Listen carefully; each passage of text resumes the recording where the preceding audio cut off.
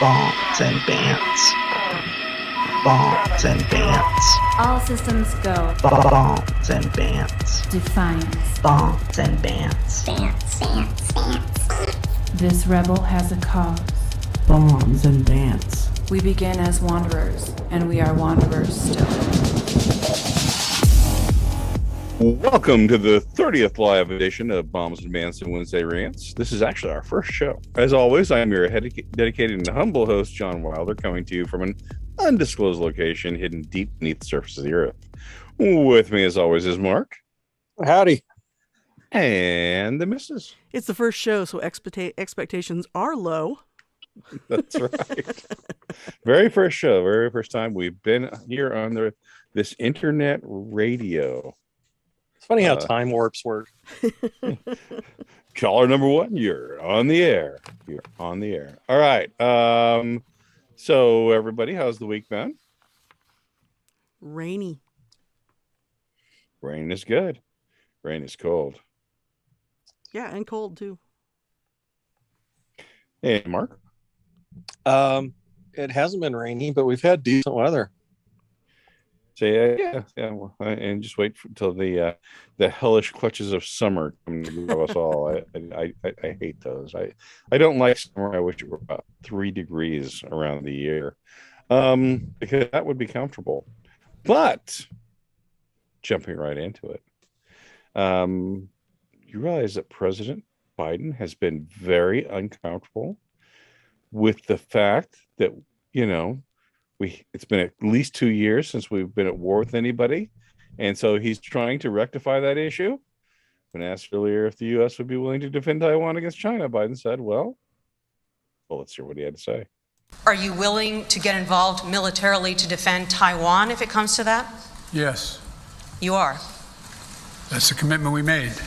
The idea that it can be taken by force, is just not appropriate. And there he is. The genius, the resident of the White House. Joseph Robinette Biden. That's on that one, Mark.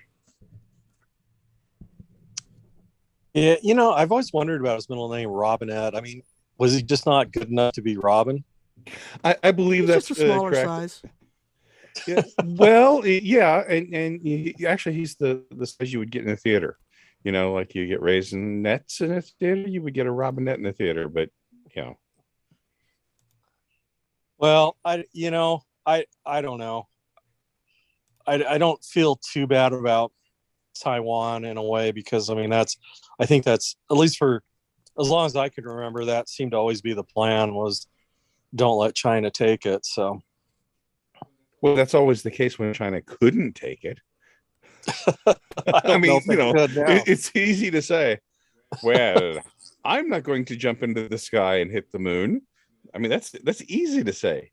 But now, China, I'm hearing that in war games, China can now take Taiwan. Now, of course, in those same war games, the Ukrainians would now all be speaking Russian right now.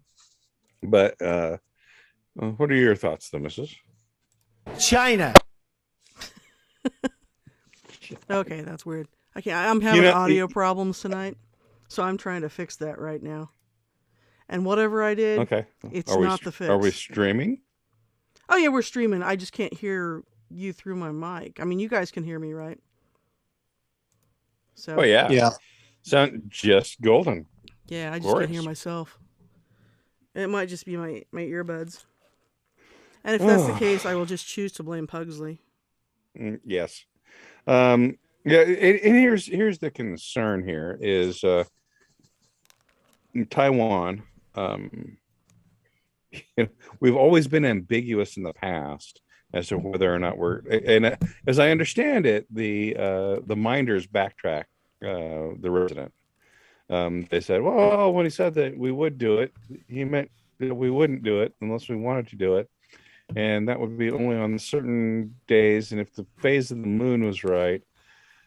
So they very carefully backtracked that, which it's odd because does it seem like he's actually doing anything other than, rolling out and reading pre-prepared speeches? Well, obviously they It must doesn't let seem to him be go very. off the leash. It doesn't seem to be very pre-prepared. So Well, no, that's when they let him off. They let him off the rank. I mean, when he reads exactly what's on the teleprompter and then walks away, doesn't take any questions. Again, it's the questions that get him, because it's like, oh, wait a minute. It's like he doesn't do well taking tests that he might have to plagiarize answers for, like he did in law school. There we go. I think we have found our answer. well, the administration's answer to this, when they explained that he didn't mean to say that, was what the spokesperson said was, our policy hasn't changed. It's no different than the president's. Oh, our policy hasn't changed? What did you mean by that? Yeah, and who's our? Yeah. Yes. Who exactly is responsible for that particular policy? Well, it's whoever's running the country, so. Yeah. And who do you think that is exactly? I don't know. I kind of wish I Oh, knew. wait, are we? Do you think we're in dangerous territory by even asking that question? I think everybody is asking the question right now. It's no secret. I mean, you can see the man when he's on TV. He certainly lost a step, or 8 or 9. Yeah. Oh, and although I can't bring it He's up on my clearly the computer, I do know. president. I do know that Codex is noting that they are Codex and Q are hanging out, as well as Tadano, Hito, Joe Brandon Mensa member, and there we go. We have folks on the chat, and I will interact as soon as my computer recognizes we're out there. Moving along. We don't have technology programs. Clearly, this is our first show. Yeah, it's our first show, so we're just learning this. That's right. Learning the system. That being said, the missus, I believe that we have something exclusive, don't we? We have exclusive audio from the Johnny Depp Amber Heard trial. I don't know if anyone's heard about this, but Johnny Depp and Amber Heard are suing each other for tens of millions of dollars and making everyone understand that celebrities, well, are terrible people. Sometimes they just poop in the bed. My take on this trial so far is that Johnny Depp is precious. Amber Heard may have snorted coke in the witness stand. And why don't you play the exclusive audio content? And now it's time to check in on the Johnny Depp Amber Heard trial on Court TV. Miss Heard, is it true that you called Johnny, and I'm quoting here, a little crybaby? That's correct. And then you hit him afterwards, correct? Well, I was defending myself because he was hitting me, and I... Yes or no, Miss Heard? I'm asking you if you hit Mr. Depp after calling him a baby. You hit him, didn't you, Miss Heard? Well, Yes, I hit him. You hit him after calling him a baby. That's correct. Do you like doing that, Miss Heard? Do you like hitting babies? You hit babies often, do you? What? No. I mean, I didn't mean he was literally a baby. It's just that I was... Did you hit my baby, Miss Heard? Did you hit my baby, Johnny? Hurry! Like this, Miss Heard? Did you hit him like this? Ow! Did you hit him like this, Miss Heard?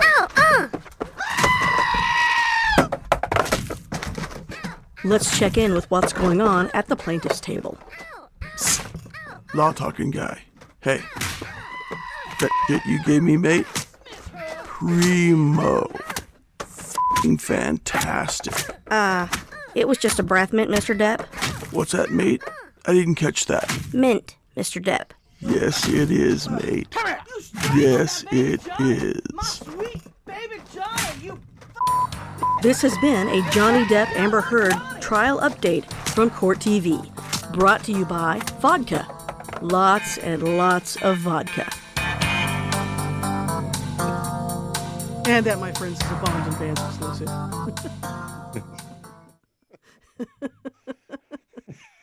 And stealing a line from Hunter S. Thompson, and paraphrasing a bit, as your attorney, I advise you to take lots and lots of breath mints. I imagine Johnny Depp probably. This is Bat Country. This is Bat Country. I imagine Johnny Depp could probably get high off of breath mint just based on if he contacted his skin, he could re-ingest the drugs that are just a part of his physical chemistry by this point. He's giving Keith Richards a run for the money.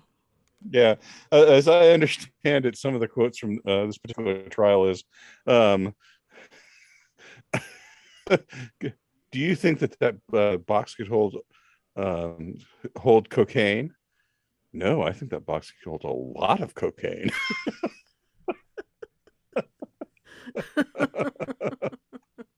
Oh. Oh, wait, I have one just especially for this. Oh, I'm on the wrong page. No, here it is. Here it is. This just in from Johnny Depp. Fecal matter. Oh, yeah, and again, I think we could probably go for Sir David Richard Burrow. Lifestyles of the celebrity. Note how Amber Heard crouches over the bed, which is her preferred location for. Oh, what is she doing? Amber! Oh, I'm sorry, everyone. Anyway. I've been mad at people in my life. Never that mad. Never that mad. Oh. Well, monkeys will do that. Don't hurt my baby, Miss Depp. Do not hurt my baby, Johnny. All right. You know what? Thank heavens for the celebrities for entertaining us, even when they're on screen. All right. But yeah, there's more. Do tell. A former MMA fighter in Indiana. Do you know where in Indiana? We have listeners in Indiana. Valparaiso, I think. Valparaiso. Yeah, that's the wrong place. That's nearly Illinois.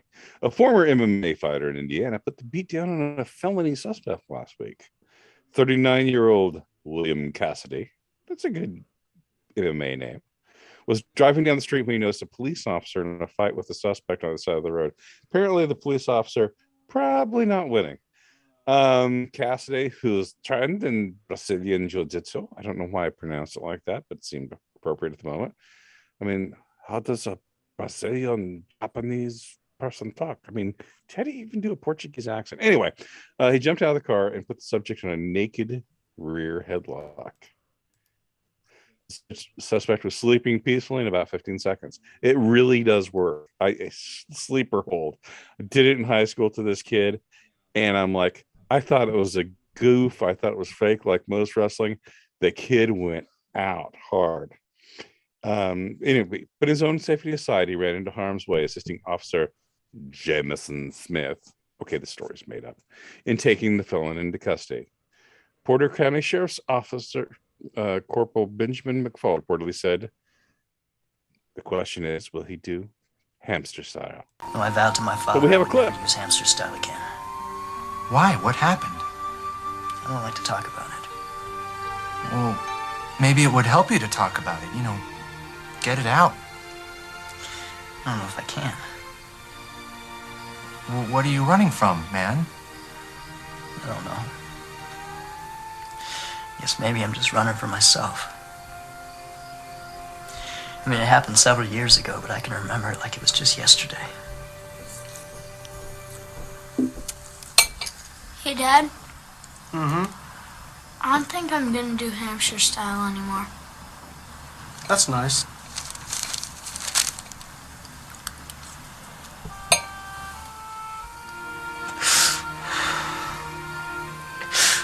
That's the way it went down, man. A touching scene there from Orgasmo. Yes. Yes, a a lighthearted comedy about a Mormon porn star who actually does no porn and no nudity. So I'm sure you haven't seen it, Mark, and I can't recommend it. So anyway, It's a pretty funny movie. It's the South Park guys. It's one of their movies, and it's a live action movie. Oh, okay. Again, can't recommend it, but it's actually a pretty funny movie. So that's an interesting thing. When people jump into fights between police and civilians, I tend to think that can be pretty dicey.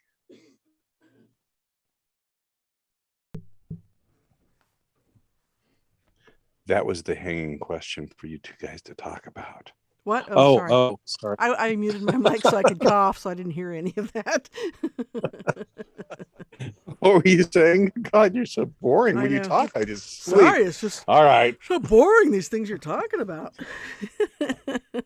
I mean, I would have agreed. I just, it seemed obvious. Yes, whenever you involve yourself in someone else's fight, you're putting yourself at risk. But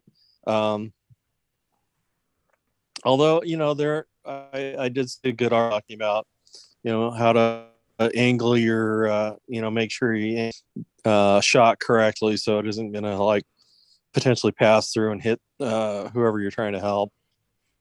See, not a problem if you're doing hamster style. Just not a problem.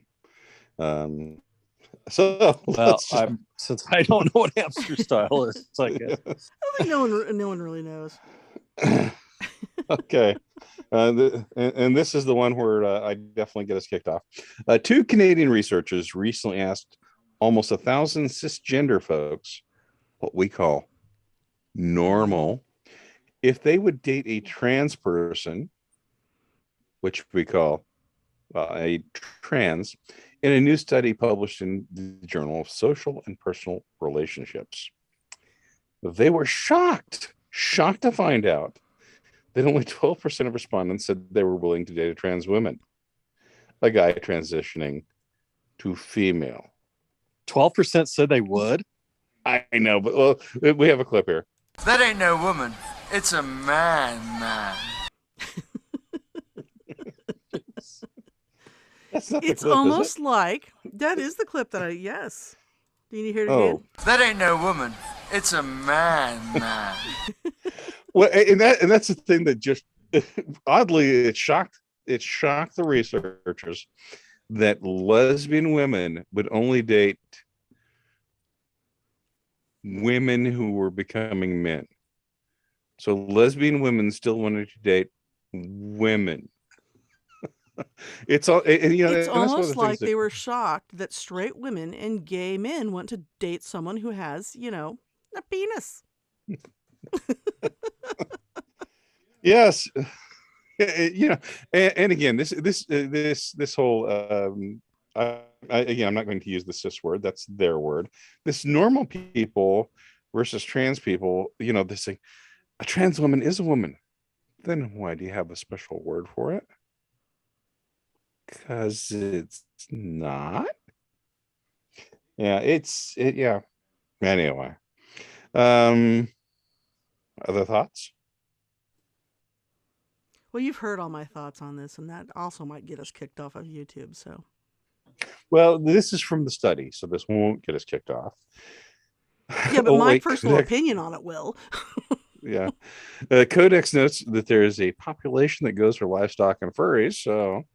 But surprisingly, among the 127 participants opening to dating a trans person, almost half selected a trans person of the gender incongruent with the stated sexual orientation. Which means, again, that straight women and gay men want to date, wait for it, actual men. And straight men want to date actual women. Actual women. Shocking study. Well, and this isn't one of the stories you had listed, but it's kind of amazing because AI can pick out just using X-rays. It can discriminate. It can tell the difference between people of different races. It can tell their genetic heritage, right? And pretty much the same. And it actually breaks down pretty much the same races that everyone already thinks of. We don't have to go through that. But the easiest thing ever is to determine if that's a girl or if that's a man baby. Yeah, they can find tiny. Oh, hey, my headphones are back. They're working again, thankfully. It's almost like archaeologists can find a tiny fragment of bone and just tell from that whether or not you were a man or a woman. Mm-hmm.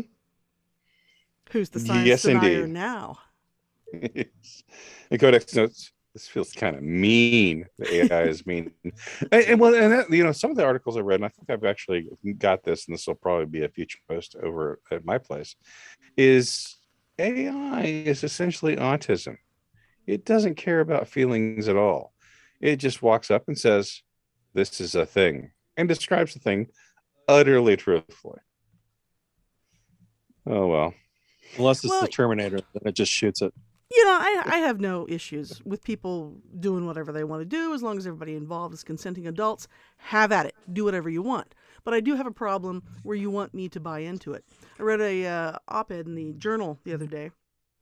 Well, now I'm going to before you go and continue down that road. Okay. You realize that people includes David Cronenberg. I know. You have no problem with David Cronenberg doing anything he would want all by himself. Yes, everything you want to know about sex, but we're afraid to ask. David Cronenberg, yes. Yeah, but I read this op-ed in the Journal the other day, and it was this woman who had gone in because she was being treated for breast cancer, being a woman and all. Okay. And the technician referred to it as chest cancer, and she was like, "I'm sorry, what? Oh, well, we have to say that now because, Same thing with menstruating person." Or lactating person. And the point of her op-ed was, why does it feel like this whole transgender thing only cuts one way? It's like they're trying to erase women. No, and they're also trying to erase tomboys. Tomboys are Right, let's face it. We're not having to change the language the other way. I mean, do we need to talk about gosh, I don't know what would be do we need to offer prostate exams to everyone? It's ma'am. Do I need to go in and ask my doctor if I need a prostate exam? I have a growing problem. Right. Yeah, I know. Okay. Oh. But that's the issue, well, and you and I have talked about this before, and I know, and really when it comes also to men wanting to participate in women's sports. I, again, have been a girl all my life. I went through, and it's hard for me to explain this. My issue is that, I didn't go through a lot of discrimination type stuff when I was younger. I was an athlete too, right? And this is where all of this comes from. But it was still there a little bit because I was a kid in the 80s and 90s. And, I do remember being in like 8th grade and getting ready to do high school sports, right? And so me and a lot of the other girls who were going to be in the incoming class into the high school looking for the weight room because our coach said, hey, you guys need to start lifting weights. Well, none of us really knew how to do that. You didn't do that in middle school at that time. So we go into the weight room at the high school, and the gym coach, the guy's gym coach, stopped us at the door and said, what are you girls doing here? And we said, well, our coach said we're supposed to come here and lift weights. And he was like, no, you can't. We don't let girls in the weight room.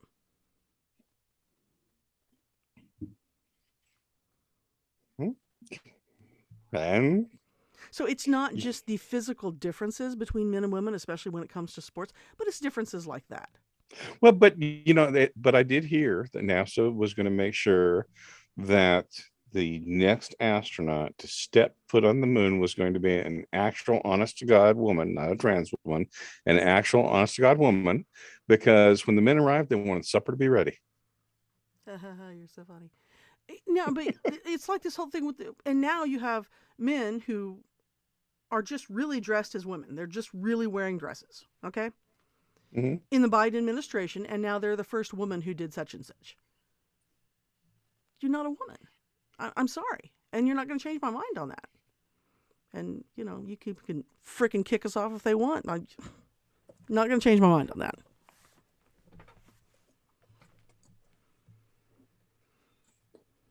I don't like having to play second string to the boys just because I'm a girl. Sorry to get all Mark, serious on you guys. You've been very quiet. Mark? He may have wisely ducked out of this. So Robin bravely ran away. No, I don't really have anything to add to that. I think that's perfectly correct. I mean, these men that pretend to be women so they can go in and get the benefits of participating in women's sports or whatever. I mean, they're stealing the whatever glory or achievement or whatever that these women are trying to get out of these sports activities for themselves. And I'll note going in there because they're going in there because they know they can outperform these women physically. And so instead of being, maybe being 10th or 15th place in an actual race against other men, they can go in and be first place versus women. And it is wrong. And I used to be of a mind that we're women, we're very strong, we're proud, we're independent, we can do anything that men can do, and in fact we can do it at exactly the same skill level. Now again, when I was in high school playing basketball on the girls varsity basketball team, and we had a really good girls varsity basketball team, especially and not because of me in any way, but when I was on the team, we had, within about 5 years, we were always state contenders. We won a couple of state championships. Our boys team sucked. All right, they were terrible. So we're all sitting in the stands, getting ready for practice. The freshman boys team, not the varsity, the freshman boys team were playing, and we started talking a lot of smack on them, right? Because our team was better than they were. And so they finally said, "Okay, girls, put up or shut up. Come down here and take us on 5-on-5." And we did, and they mopped the floor with us. They were faster. They played more aggressively. They were a lot stronger. And I don't know if that's still the same because, again, high school's been in my rearview mirror for a long time, but it certainly was at that point. The World Cup women's soccer team lost to a group of adequate junior high age boys. Right. The World Cup winning United States soccer team lost to a group of adequate It's why boys we have soccer players. men and women's sports. And in fact, when I was in college, I went to college where it was really autism. It was autism that was on the line. A lot of men there is what you're saying, huh? Lots of autistic dudes, right? And so when we went there, we had a swimming team. And on the swimming team, virtually every member of the swimming team at this school, not known for athleticism, but rather known for autism, a good kind of autism, could beat women's world records. Right. Again, I was a sophomore in school. Buddy shows back up. He just came back from swimming practice. He says, "Yep, beat a world record." And I said, "No way. Yeah, women's world record. We can all do it." Yeah, exactly.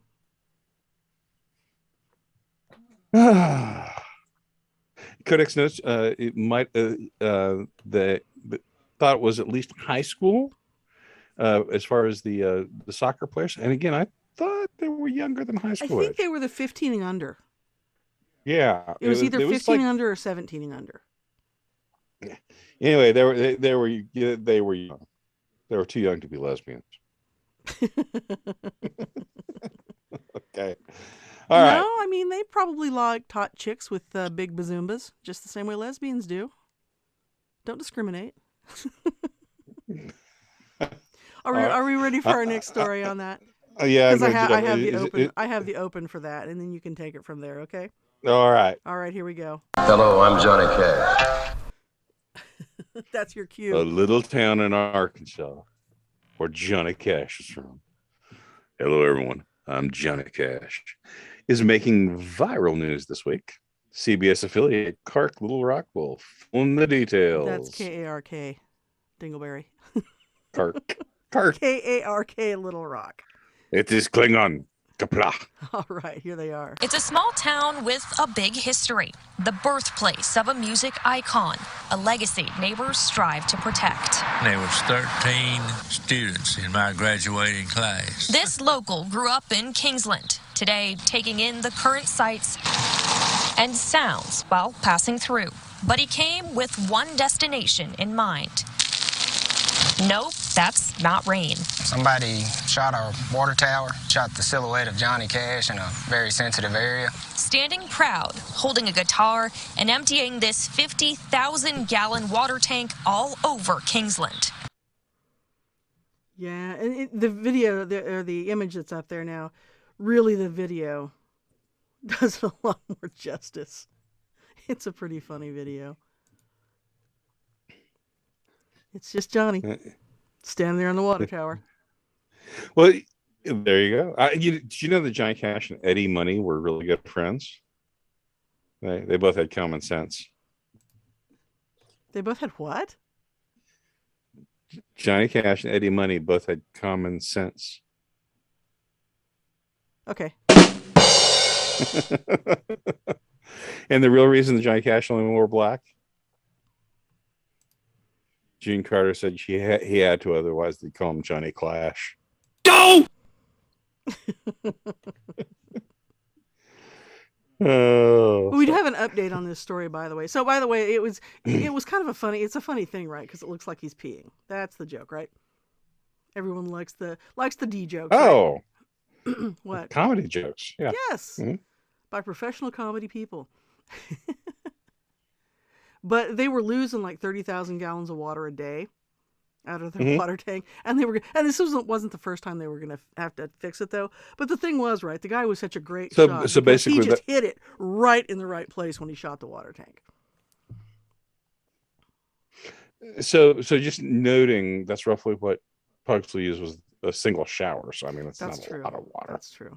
That's true. They have arrested somebody, though. 38-year-old Timothy Sled, arrested on Monday, charged him with a felony for criminal mischief and another felony for impairing the operation of a vital public utility. However, pretty much everybody in the town, nobody's mad at him because they said it's really just been laughs here in town. It was a pretty good joke. Yeah. Well done, good sir. Well done. Yeah, that's a problem with the criminal justice system nowadays. They just can't take a joke anymore. I know. What's wrong with them? Tadano Hito notes he's giving back to his community. All right. Your thoughts, Mark? Well, I'm speechless. I don't know what to say. I read it. I mean, I saw it whenever I saw the article and after it first broke, and I don't know what to say. I mean, it seems sort of funny to me. What happens when you commit a felony? It's actually good for the town. Well, yeah, it has, because they've actually gotten tourism. Oh wait, that happens all the time, right? They've actually gotten tourism because of this, and because it's a very small town. I think it's like maybe 10,000 people or so. It's not very big. Oh no, it's like 800 people. Is it? Yeah. Yeah. So yeah, it was really small. Yeah. Well, and so let's talk about people. We've talked about big people. We've talked about small people. We haven't talked about any Ukrainian people, but I will now. So it turns out that starting in February, or actually in March, we started shipping boxes and boxes and boxes of baby formula to the Ukraine. Ooh, now, is that a bad idea? Yeah. Well, and now we can't import them from France because the baby formula in France doesn't have labels in English, so that we can't figure out how to make baby formula from French. Yeah, again, made, and plus it's also made from like eels and snails, and yeah. Anyway, puppy dog tails. Yeah, and we also commandeered literally tons of baby formula to use at the southern border, because all the people who decide that, I'd like to vacation in the United States for the next 70 years of my life are more important than actual citizens. But there's good news. There's very good news, because we here at Bombs and Bants have gotten to an expert who can teach parents how to make their own baby formula. Hi, and welcome to At Home with Bombs and Bants. Now, I know many of you have seen floating around Facebook and other corners of the internet recipes for homemade baby formula. Well, we here at Bombs and Bants decided to help out by inviting none other than Martha Stewart to this week's podcast. Hi, everyone. I'm Martha Stewart. Right. So, Martha, what have you whipped up for our anxious parents today? I see you had a lot of stuff with you. Are those cherries? First, you have to macerate these beautiful sour cherries. These are pitted. Oh. There's 3 pounds. You can buy them frozen, or you can pit fresh sour cherries. Frozen or fresh. Okay. Add 2/3 of a cup of freshly squeezed lemon juice. Oh my. And 1 recipe of simple syrup. What's that? Simple syrup is just 1 1/4 cups of sugar and 1 1/4 cups of water. And basil. For baby formula? An unusual addition. But wow, does this give a great flavor to the sour cherries. Now add the drink. This is really good vodka. And that's good for babies. And you can add between 2 and 3 cups. Just pour that in. Oh my. It only gets better. Top with a little bit of Perrier, Pellegrino, club soda, just to give a little fizz. A great way to start an evening. Okay. Well, that sounds really good. Bold! It's terrible! Well, thank you for being with us, Martha, and that's it for At Home with Bombs and Bants. So that's also actually a recipe for cherry mojitos, which does really sound good. So, Well, but if you give that to a baby, they'll sleep through the night. Yes, they might be 35 and in 3rd grade, but they'll sleep through the night. Sleeps like a champ, though. Sleeps like a champ. He's got the liver of a CrossFit enthusiast. Okay. Well, just rub it on the soft spot on their head. I mean, that way you don't even have to put it in the bottle. You can just soak it in. He's 45. Why is my skull numb? All right. Tadano, Hito notes. Babies are best raised drunk. All right.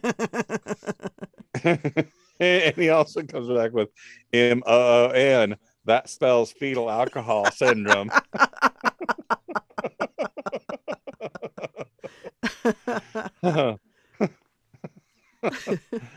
Oh my. All right. We have come to the signature feature. And tonight we have a tie. And Mark, you and I are going to have to vote on who the winner is. Because first up in the competition, we have to open this. We have to open this up first. Open up with this opener. This is Neil Young. Hey, get that jackass out of here! And I'm proud to present my Brain Jackass of the Week.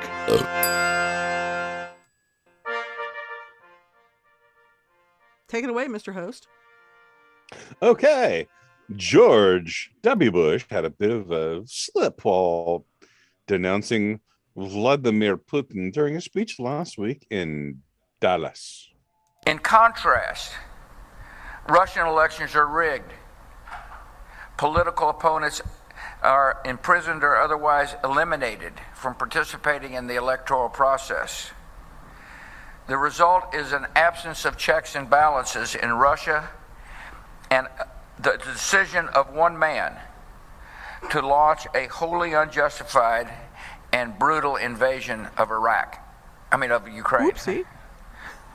Iraq. Anyway. 75.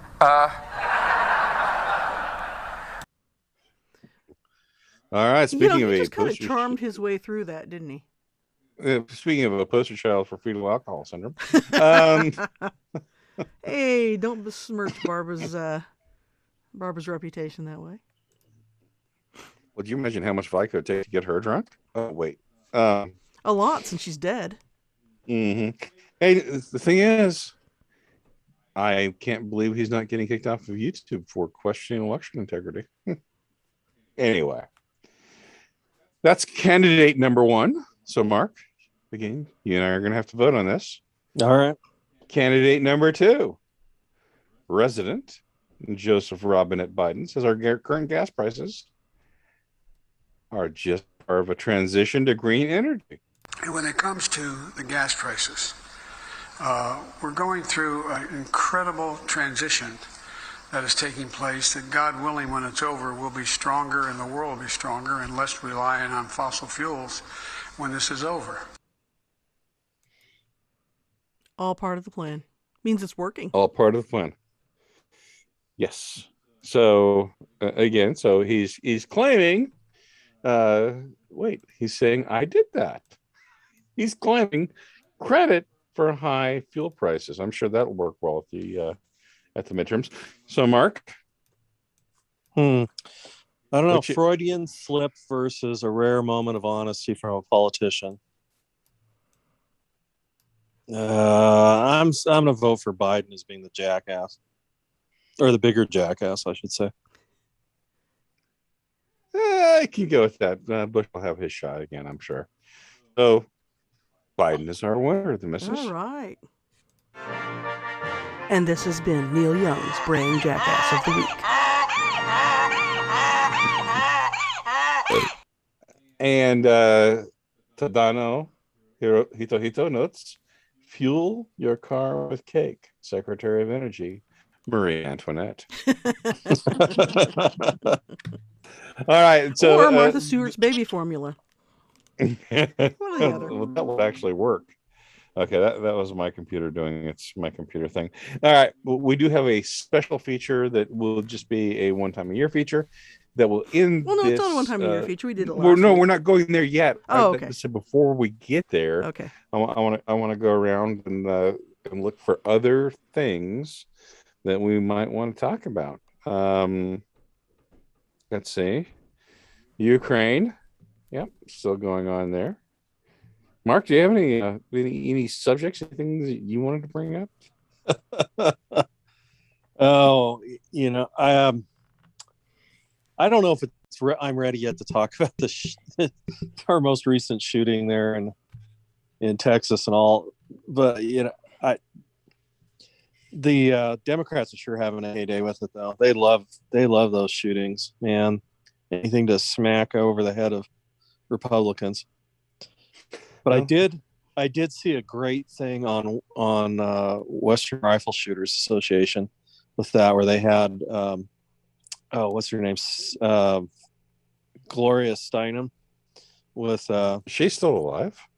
They had a quote. They had her wearing a T-shirt about "I had an abortion," and then putting in the little words about if we could just save one child by banning guns, it'd be worth it. There you go.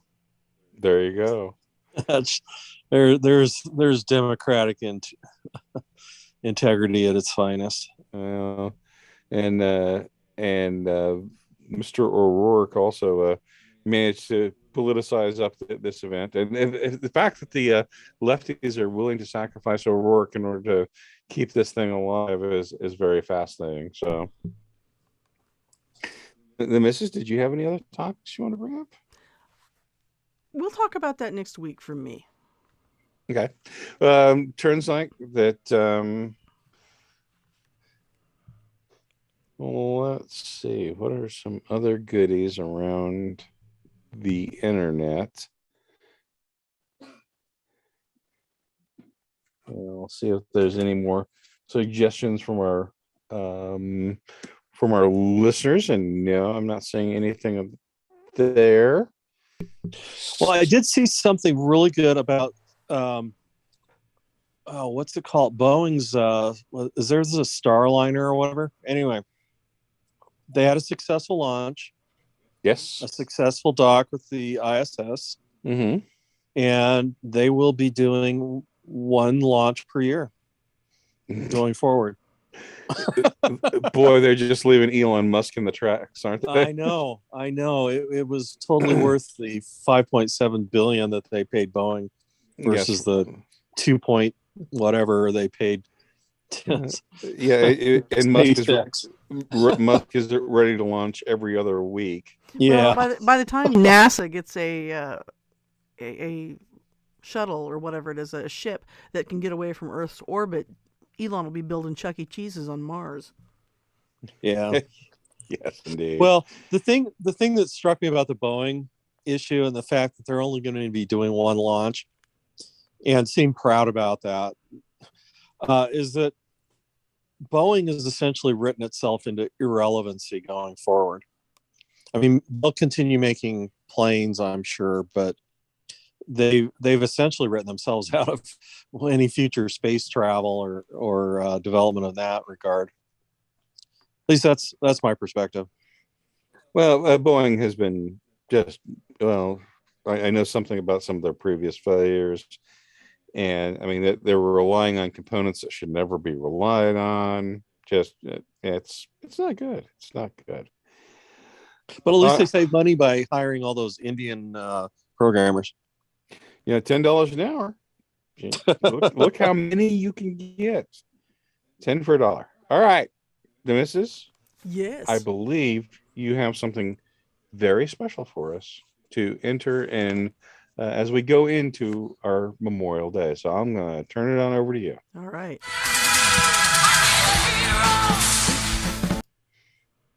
Well, you could if I had set this up correctly. Yes, for sure. I'm familiar with technology. All right. Reset, everybody. We're doing it again. We'll do it in post. Oh, wait, we're live.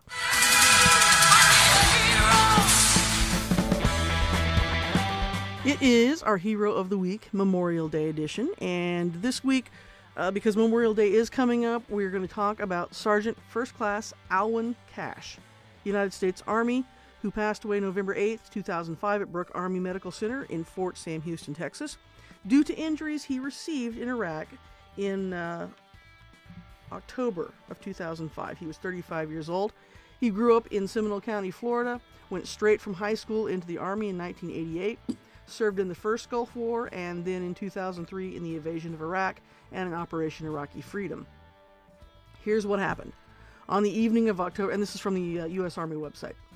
On the evening of October 17, 2005, Sergeant Cash was in a Bradley fighting vehicle near Dalialia, Iraq. The blast ignited a fuel cell. They were hit by an RED. The blast ignited a fuel cell that was in the vehicle, causing the fuel to splatter everywhere. The vehicle came to a stop, and he immediately erupted in flames. Sergeant First Class Cash was initially slightly injured, but drenched with fuel. Despite his condition, he bravely managed to get out of the gunner's hatch, crawl down the vehicle, and assist the driver out of the driver's hatch. The driver had been burned, and Sergeant Cash extinguished his flames. The following minutes were crucial. 6 soldiers and a translator were in the back of the Bradley.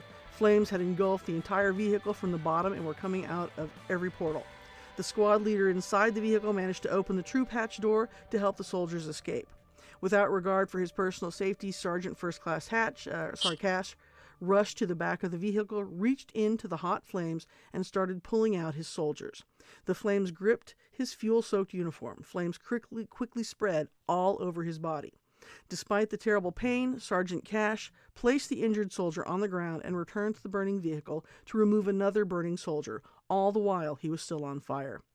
A fellow soldier who was there that day, named Douglas Dodge, reported this. This was his side of that story.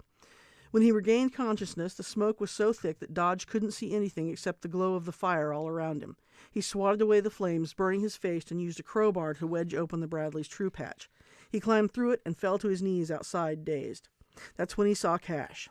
Dodge noticed that fire had burned away Cash's uniform, leaving him with only his boots, a helmet, and body armor.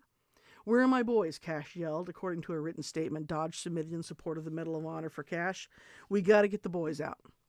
Cash's sister remembers the first thing that Cash said to her when she arrived to care for him at Brooke Army Medical Center in San Antonio. "How are my boys?" he asked her. Sergeant Cash, for what happened, was initially awarded the Silver Star for conspicuous gallantry. And on November 10th, 2020, the Congress voted unanimously to upgrade his Silver Star to the Medal of Honor. On December 16th, 2021, more than 16 years after his death, Cash's widow Tamara accepted the Medal of Honor from President Joe Biden at a ceremony commemorating the actions of Cash and two other fellow soldiers, who we will talk about next week, who were in separate battles, not the same battle. So that is Alwyn Cash. And all I have to say about Sergeant Cash is I feel privileged to walk the same planet as men like that. Amen. And here's my suggestion, the missus. Yes. Let's take us out silently, and why don't you tell us when we're off? Everyone have a safe weekend. Take care.